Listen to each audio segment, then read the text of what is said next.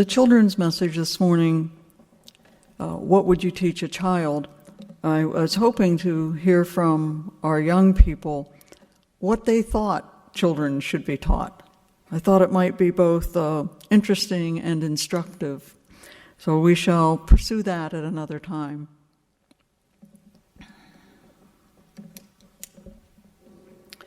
Very often, Joseph is overlooked or romanticized into this perfect person, this perfect parent who heard the angel and bingo, all was good. But I'd like to share with you my understanding of Joseph, which I hope is a little more fleshed out or well-rounded, shall we say. Let's start with Joseph as what he was. He was an upright and observant Jew. This is to say, Joseph knew the Hebrew Scriptures, he loved the Jewish law, and he attempted to live in faithfulness to the law. Very often when we hear law, we think restrictive, we think negative, we think a lot about the do-nots. But the Jewish law was much richer than that. The Jews viewed the law under which they lived as part of their relationship with their God. And in that, there were instructions on how the Jewish people were to relate to their God and how they were to relate to each other. And so for them, the law gave right order to their lives and to their society.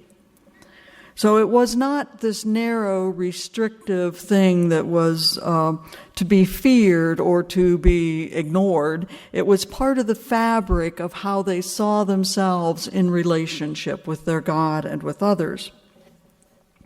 So our Joseph is a man who knows the law of his people, and he embraces it, and he tries to live in faithfulness to it. And that becomes important because that forms the basis of Joseph's struggle in this situation. The custom of that time was for a girl or a young woman upon entering puberty to be promised in marriage to a particular man. It was usually the young man's father or a very close personal friend of the groom-to-be's family who would approach the woman's family to discuss the possibility of arranging a marriage. Sometimes, we don't know exactly how often, but sometimes the woman herself was asked how she felt about it. That was not a universal custom, but it did happen sometimes.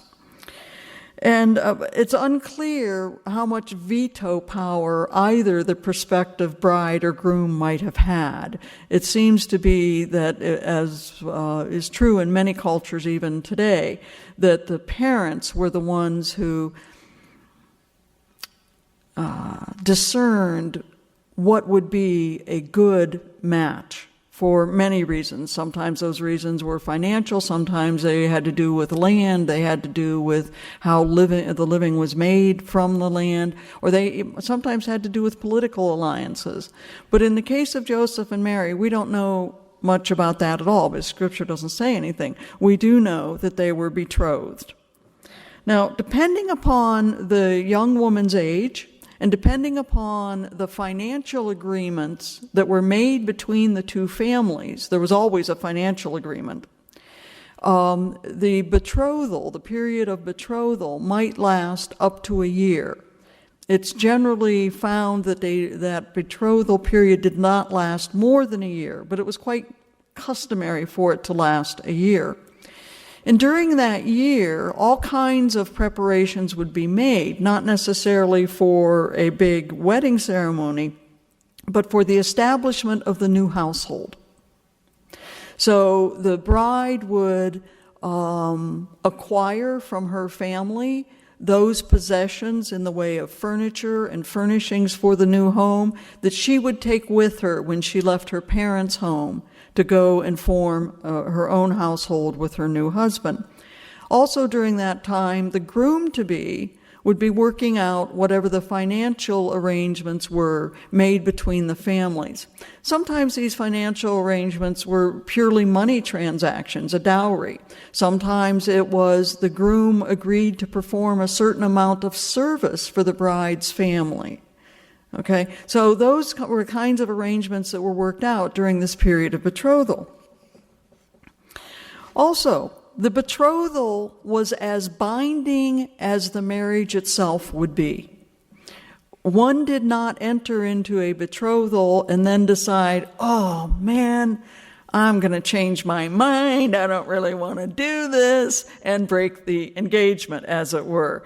It was completely binding. In fact, once the betrothal was entered into, the couple was regarded by many of the same regulations and customs as if they were married.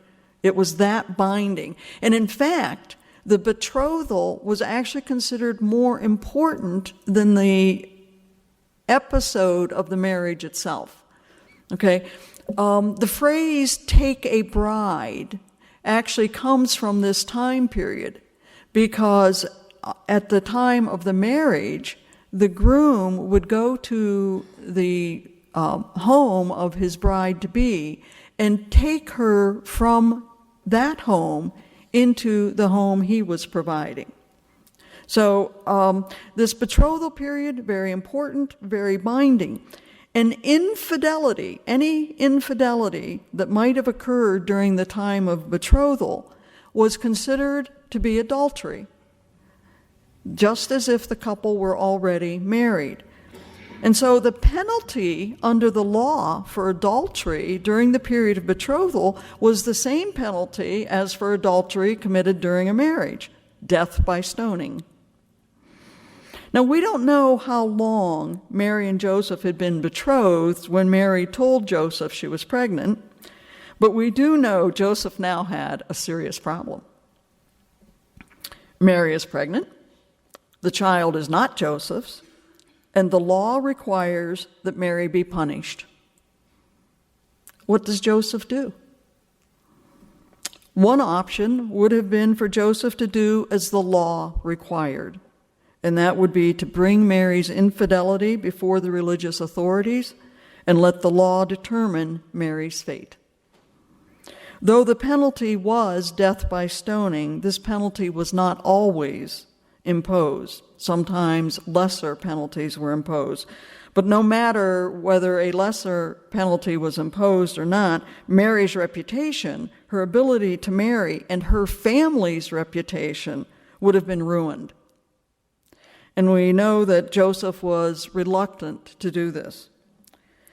A second choice would have been to shorten this period of betrothal and enter into the marriage before it became even more obvious to everyone in the world that Mary was pregnant. And this was a solution that was sometimes adopted by betrothed couples, but this would not have been a particularly good solution in this case, as it did bring harm to the reputations of everyone involved, the bride, the groom, the bride's family, and the groom's family. And damage to reputation was something to be avoided. It was a society where the family's reputation was everything to the family. It determined their standing in the community. It determined many of their business dealings. Everything revolved around reputation. And the third possibility would have been for Joseph to quietly divorce Mary, and that is to break the legal contract between the two families, to break the legal binding quality of the betrothal, and give Mary a writ of divorce. And that could be done quietly because it only required 2 witnesses. It did not have to go before the religious authorities. It did not have to become a public issue. It would have been a private thing. And the writ of divorce did give the woman some protections, but it never restored her reputation. And in this case, the writ of divorce would not have taken away the pregnancy. So all of the bad outcomes of being pregnant but not being married of becoming pregnant during the period of betrothal, but before the marriage, all of those difficulties would have remained. Then the fourth option, the fourth course that Joseph could have taken, would have been simply to abandon Mary. Just walk away. I don't want anything to do with this. I'm not responsible for it. I'm out of here. But of course, this choice would not have really benefited anyone. It would not have benefited Joseph because under the law, he still would have been betrothed to Mary, so he would not have been free to enter into any other marriage relationship. And of course, it wouldn't have done a thing to help Mary, and it wouldn't have done much for their families either. So this is where we find Joseph in today's reading. He is betrothed to Mary. He is bound to her. She is bound to him in this betrothal. They have not yet lived together as husband and wife, but she is pregnant. And Joseph is saying, what do I do? Joseph loves the law and probably wished very much to be obedient to his tradition in the law, but he hesitates, presumably out of compassion and perhaps love. So here we have one insight into Joseph. He is an upright man and a lover of the law, but is unwilling to subject Mary to the law's punishment. What does this tell us about Joseph? It tells us that somehow he has believed Mary. He has believed what she has told him. Now remember, at this point, no angel has yet come to say anything to him about this, but he has believed Mary.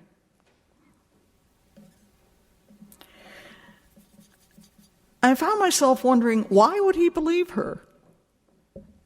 I mean, this has not ever happened before. Why would he believe her? We don't really know why. We know that he must have, though, because he's unwilling to do the one thing that he is most justified in doing, and that would be reporting this to the authorities and letting whatever happens to her happen. That would have been the surest way for him to protect his own reputation and his own future. But he believes her, and he's unwilling to do that. So we learn that he is not willing to put the law above persons. So the best option appears for him to quietly give Mary the writ of divorce, and that would allow him to leave the betrothal commitment and to pursue another marriage. It was a less ideal solution, of course, for Mary. So what we can picture here, I think, is Joseph lying awake into the wee hours of the morning, wondering all kinds of things. What should I do? How did this happen? What if Mary is not telling me the truth? What if she is telling me the truth?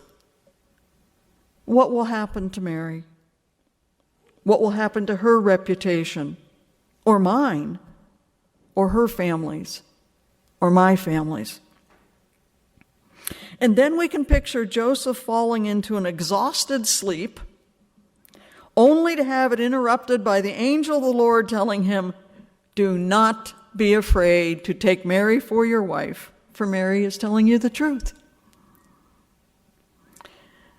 Now, I don't know what you're like when you're awakened from a sound sleep, especially if you haven't been sleeping well, but I'm usually not too pleasant. And I kind of picture Joseph sitting up and saying to the angel, "Really?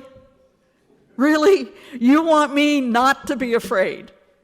My world is upside down. The decision what to do rests with me. Mary's very life may be at stake. Her reputation, my reputation, the reputation of her family, the reputation of my family. And you're just telling me, oh, by the way, I'm here to tell you, don't be afraid."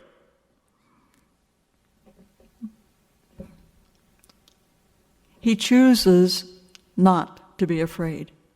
And I believe it is a choice. He chooses not to be afraid. He chooses to go forward with the betrothal and then the marriage.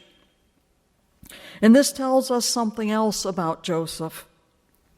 He trusts his relationship with his God. He believes that the God of Israel cares, and he is willing to act upon this trust, even in the face of scorn. Surely, many people were going to think that Joseph was a fool to take Mary as his wife under these conditions. Remember, these angels didn't talk to everybody.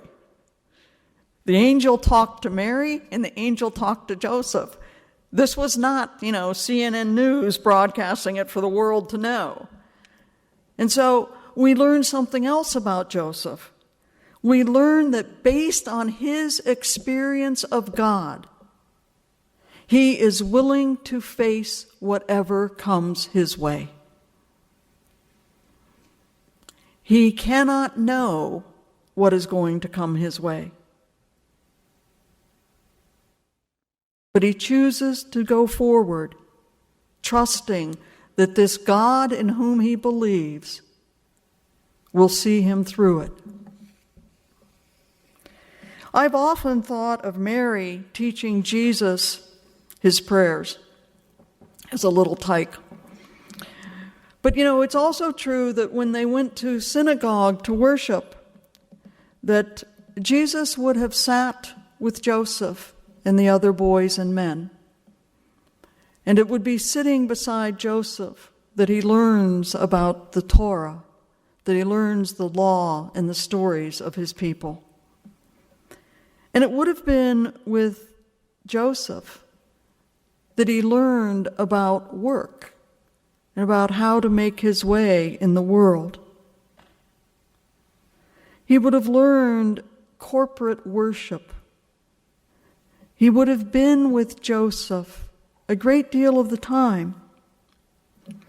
And so what do we know? We know that this baby, whose birthday we're about to celebrate, grew up in the presence of a man who believed strongly, even defiantly, in the love of God. A man who trusted God enough to go against social convention. A man who loved the law, but loved people more. A man who was open to where God would lead him. My conclusion is, the apple didn't fall far from the tree.